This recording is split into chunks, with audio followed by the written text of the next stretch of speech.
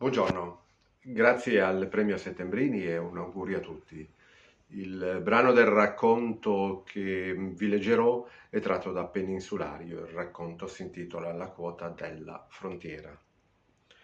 Stavano scendendo, aggiravano di nuovo 20 miglia alta e ben oltre la fortezza svoltarono verso l'interno, poi presero una strada secondaria di nuovo in salita. Stavolta, malgrado fossero ancora in macchina, si udiva la montagna, un rumore interno esplodeva a intervalli e si calmava in un remmiscolio di echi, di rimbombi come di pallonate.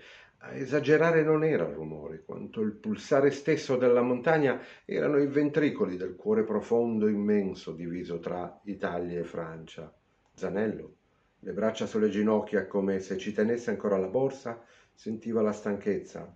Una montagna in cui passano le gallerie e le macchine e i tir escono, doveva assordare e infatti rimbombava nei timpani.